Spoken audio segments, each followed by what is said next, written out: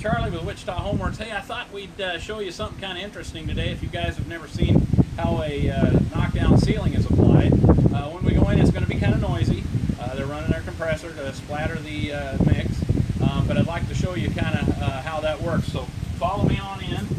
This is on the fire job that we did a video on about 2 weeks ago, so you'll see some tremendous progress here. Come on in. Of course, it's essential that we go through and plastic everything because we don't want to have to clean the splatter off of the walls and that sort of thing, unless we're texturing the walls, which we can do at the same time as well. This particular one, we're just doing the ceiling. So, hey, it got quieter. All right. You can see here how we've been splattering the ceiling with the machine.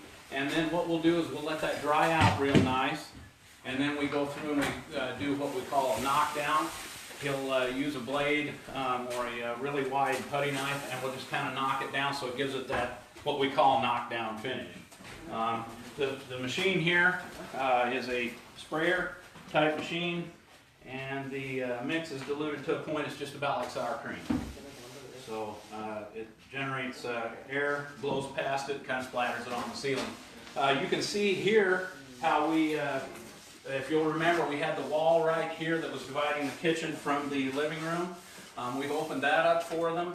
It makes this house look a lot more modern, gives you that open feeling. If we turn the camera around here, we can see how we've put in a brand new picture window for them. A lot nicer than what was there. You probably didn't see it real well on camera, but gives them a lot cleaner look. You remember the other one had a lot of dividers in it and kind of the grills that were pretty antiquated. Come along here with me into the living room or into the hallway. You'll remember on this one how we had that great big hole that the fireman had cut into the ceiling. We've got that all patched up and textured.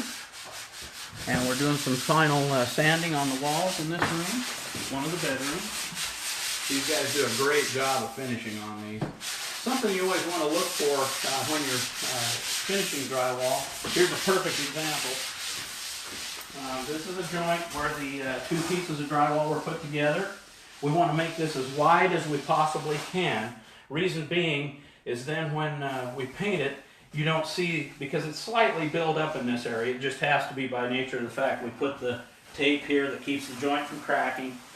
And then we take that, then we want to mud it as wide as possible because then it doesn't show any build up or hump in it.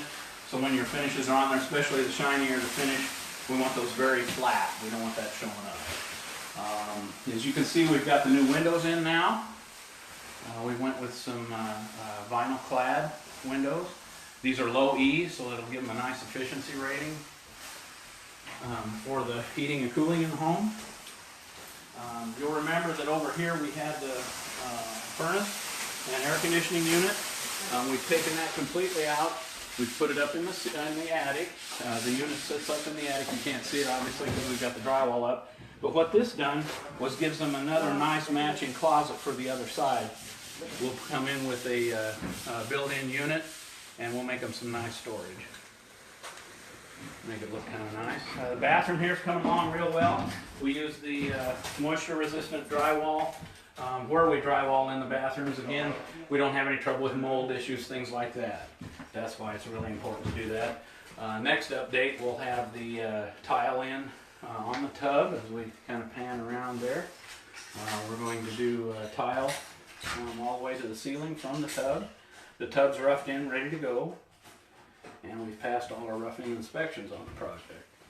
I'll take you outside how I showed you last time how the vinyl was so burned up. I'll show you how nicely we got that fixed up. Sorry, I'm kind of running into you. Brand new door here as well. You remember how I had a hard time opening that myself last time. So as you can see here, we've got the wall redone. And you remember how the fire had come along this area. This was all burned out and up. We're going to replace this fascia board, of course, because it's still charred. But we've got all the new vinyl soffit in. We're going to finish up over here yet. And we got all the vinyl on the walls. The reason we haven't finished that over there is we kind of use this as a backup project when the guys are either waiting for a material that hasn't come in yet or something like that. They kind of work on this to fill in their time so that we keep making progress on the project. That's probably about everything I got for you on this update.